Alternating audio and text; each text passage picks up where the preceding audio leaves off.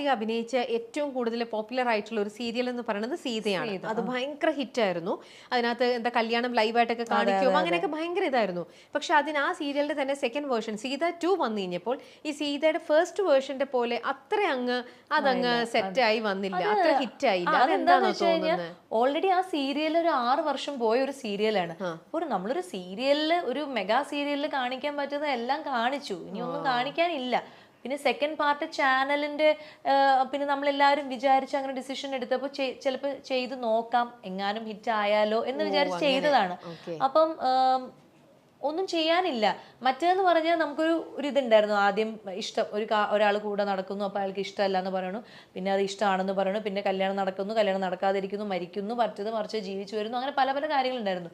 ആ സീരിയൽ തീരുമ്പോൾ ഞങ്ങൾ ഹാപ്പി എൻഡിങ് ആയിട്ടാണ് തീർന്നത്. ഭാര്യ ഭർത്താവ് കൊച്ച് ഒക്കെ ആയിട്ട് സുഖമായിട്ട് ലല്ലെല്ലാം പാടി തീർത്തതാണ്. പിന്നെ അവിടെ നിന്ന് തുടങ്ങുമ്പോൾ പിന്നെ നമ്മൾ ചില സിനിമകളെയൊക്കെ പോലെ സെക്കൻഡ് പാർട്ട് സീരിയലിന് അത്രയും കൊണ്ടുവരാൻ പറ്റില്ലല്ലോ. എത്രയൊക്കെയാണെങ്കിലും അതിനൊരു പിഴിയാനുള്ളൊരു സാധനം കഴിഞ്ഞു. അപ്പം മേ ബി അതായിരിക്കാം ആളുകൾക്ക് അത് അത്രയ്ക്ക് ഇഷ്ടപ്പെട്ടില്ല. പ്രത്യേകിച്ച് കഥയൊന്നും ഉണ്ടായിരുന്നില്ല, അതുകൊണ്ടാണ് അത് ടേക്ക് ഓഫ് ചെയ്യുന്നത്. പക്ഷേ റൈറ്റർ മാറി.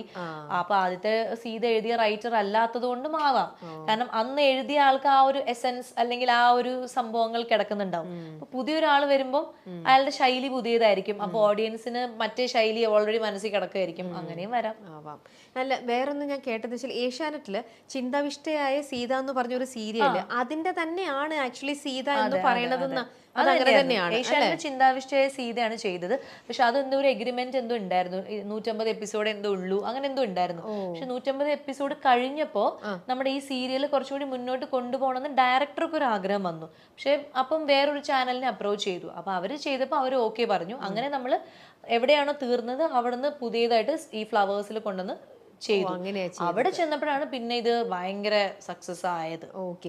അപ്പൊ ഇനിയിപ്പോ വേറൊരു റൈറ്റർ തന്നെ വരികയാണ്, അല്ലെങ്കിൽ ഇതിനെ നമുക്ക് നല്ലൊരു ഇതിനെ ഡെവലപ്പ് ചെയ്യാനായിട്ടുള്ള സാധനം കിട്ടി, നമുക്ക് സീത 3 തുടങ്ങാം എന്നെങ്ങാനും പറഞ്ഞവർ വന്നു കഴിഞ്ഞാൽ സ്വാസിക വില്ലിങ് ആയിരിക്കും? വില്ലിങ് ആണോന്ന് വെച്ചാൽ എനിക്ക് ആ ഫുൾ ടീം ഉണ്ടെങ്കിലേ ഞാൻ അത് ചെയ്യുള്ളൂ. എനിക്ക് ഇന്ദ്രേട്ടൻ വേണം, എൻ്റെ അച്ഛൻ വേണം, അമ്മ വേണം, അനിയത്തി വേണം, എൻ്റെ അനിയൻ വേണം, എന്താ പറയാ, ആ ഫുൾ ടീം, ആ ഡയറക്ടർ വേണം, ആ റൈറ്റർ വേണം, ആ പ്രൊഡ്യൂസർ, അങ്ങനെ ആ ഫുൾ ടീം ഉണ്ടെങ്കിലാണ് ഇനി ആ സീരിയൽ 3rd or 4th ഒക്കെ വന്നാൽ വിജയിക്കുള്ളൂ.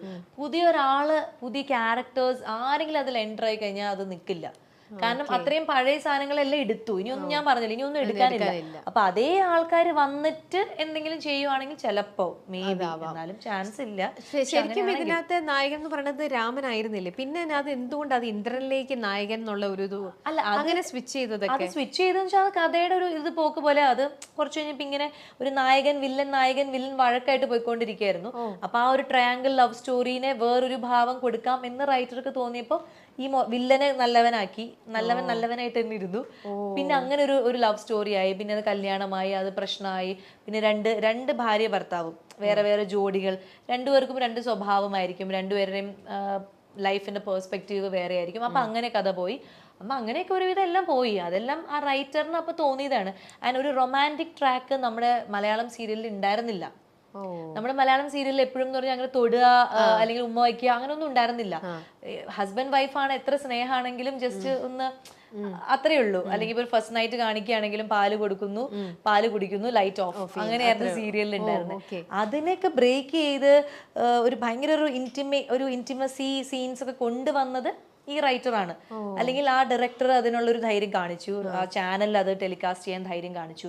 അപ്പൊ നമുക്ക് ധൈര്യം വന്നത് എന്താ വെച്ച് കഴിഞ്ഞാൽ നമ്മൾ ഹിന്ദി സീരിയൽസ് ഒക്കെ ഫോളോ ചെയ്യുന്ന മലയാളി ഓഡിയൻസിന്റെ ഇത് എടുത്ത് നോക്കിയപ്പോൾ എല്ലാവർക്കും ഭയങ്കര ഇഷ്ടമാണ്. ഹിന്ദി സീരിയൽ ഫുൾ റൊമാൻസ് ആണ്, വേറെ കഥയൊന്നും ഇല്ല അതിനകത്ത്. പ്രത്യേകിച്ച് മിണ്ടിയ പാട്ട്, ഹിന്ദി സിനിമ പോലെയാണ് സീരിയൽ. അപ്പൊ നമ്മൾ വിചാരിച്ചു അത് ഇഷ്ടപ്പെടുന്ന ഓഡിയൻസ് അത്രത്തോളം കൂടുതൽ ഉണ്ടെങ്കിൽ നമുക്കും ട്രൈ ചെയ്ത് നോക്കാം എന്ന് വിചാരിച്ചാണ് അങ്ങനെ ഒരു റൊമാൻറ്റിക് ട്രാക്ക് പിടിച്ചത്. അത് പിടിച്ചതുകൊണ്ട് മാത്രമാണ് ഞങ്ങളുടെ സീരിയൽ ഇത്രയും യങ്സ്റ്റേഴ്സിന്റെ ഇടയിലൊക്കെ വൈറലായത്. ഈ റീൽസ് ഉണ്ടാക്കുക, അല്ലെങ്കിൽ ഈ ലോങ് ഡിസ്റ്റൻസ് റിലേഷൻഷിപ്പ്, അല്ലെങ്കിൽ ഹസ്ബൻഡ് വൈഫിന്റെ റിലേഷൻഷിപ്പ്, അതൊക്കെ ബിൽഡ് ചെയ്തത് ആ റൊമാൻസ് വന്നുകൊണ്ടാണ്. നമ്മൾ എല്ലാം ഭയങ്കര കുറച്ചും കൂടി ഒരു സിനിമാറ്റിക് ആയിട്ട് കാണിക്കാനൊക്കെ ശ്രമിച്ചു. പ്രേമമാണെങ്കിലും അതിലെ ഇന്റിമസി ആണെങ്കിലും എല്ലാം. അപ്പം മേ ബി അത് അവർക്ക് ഇഷ്ടപ്പെട്ട് കാണും. ഓക്കെ, അപ്പൊ നമ്മുടെ സ്വാസികയെ ഞങ്ങള് ഇപ്പോൾ സ്വാസികയുടെ ഏറ്റവും നല്ലൊരു വിശേഷം എന്ന് പറയുന്നത് ഇപ്പൊ തിരക്ക് പിടിച്ച് വേറൊരു സിനിമ, ആ സിനിമയെ കുറിച്ചും കൂടെ പറഞ്ഞിട്ട് നമുക്ക് നമ്മുടെ ഇന്റർവ്യൂ വൈൻഡപ്പ് ചെയ്യാം. ആ സിനിമയെ കുറിച്ച് പറയുകയാണെങ്കിൽ സിനിമയ്ക്ക് പേരിട്ടു. പേര് ഒരു അന്വേഷണത്തിന്റെ തുടക്കം എന്നാണ്. അതൊരു ഇൻവെസ്റ്റിഗേഷൻ സ്റ്റോറിയാണ്. അപ്പം MA നിഷാദ്, അദ്ദേഹത്തിന്റെ ഫാദർ ഈ ക്രൈം ബ്രാഞ്ചിലൊക്കെ വർക്ക് ചെയ്ത ആളാണ്. അപ്പൊ അദ്ദേഹത്തിന്റെ ഒരു അച്ഛന്റെ കേസ് ഡയറിയിൽ നിന്ന് എടുത്ത ഒരു റിയൽ സ്റ്റോറിയാണ് ഇപ്പൊ നമ്മള് സിനിമയാക്കുന്നത്. അപ്പം നിഷാദ് തന്നെയാണ് ഇതിന്റെ സ്ക്രിപ്റ്റും കാര്യങ്ങളും. അപ്പം കൂടുതൽ പോലീസ് ഓഫീസേഴ്സുമായിട്ട് ഡിസ്കസ് ചെയ്തിട്ട് സ്ക്രിപ്റ്റും കാര്യങ്ങളൊക്കെ ഡെവലപ്പ് ചെയ്ത് അങ്ങനത്തെ ഒരു കുറ്റാന്വേഷണ അല്ലെങ്കിൽ അങ്ങനെ ഒരു ഇൻവെസ്റ്റിഗേഷൻ സ്റ്റോറിയാണ് ഒരു അന്വേഷണത്തിന് തുടക്കം.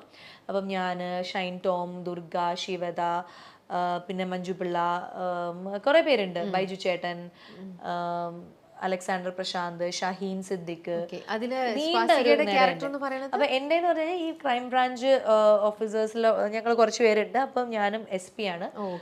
അപ്പം ഈ കേസ് അന്വേഷണത്തിന്റെ ഭാഗമായിട്ടുള്ള ഞങ്ങളുടെ, അതായത് ഇന്നൊരു ഇപ്പം സപ്പോസ് ഇപ്പോൾ കോട്ടയത്തെ ആ ക്രൈം ബ്രാഞ്ചിന്റെ ഡ്യൂട്ടി, അവർക്ക് ഉണ്ടാവുന്ന ഫെയിലിയർ, അതിൽ നിന്നുള്ള സക്സസ്, അവരുടെ ആ കേസ് അന്വേഷിക്കുന്ന രീതി, അതെല്ലാം കാണിക്കുന്ന ഒരു റിയൽ ആയിട്ടുള്ള ഒരു ഇൻവെസ്റ്റിഗേഷൻ സ്റ്റോറിയാണ്. വലിയ താരനിരയുള്ള ഒരു, അല്ലെങ്കിൽ ഒത്തിരി ആർട്ടിസ്റ്റ് ഉള്ള ഒരു സിനിമയാണ്.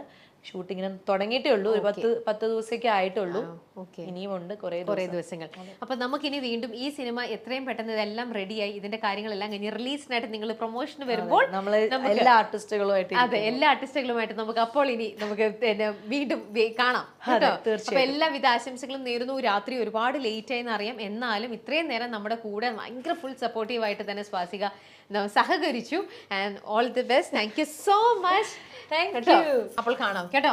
പ്രേമിന് ഞങ്ങളുടെ ലവ്, ഞങ്ങളുടെ അന്വേഷണം പറയാം. പ്രേമിന് പ്രേമം കൊടുക്കുക ഞങ്ങളുടെ വകയും കൂടെ. ഓക്കെ അമ്മ, ശരി, അപ്പൊ കാണാം.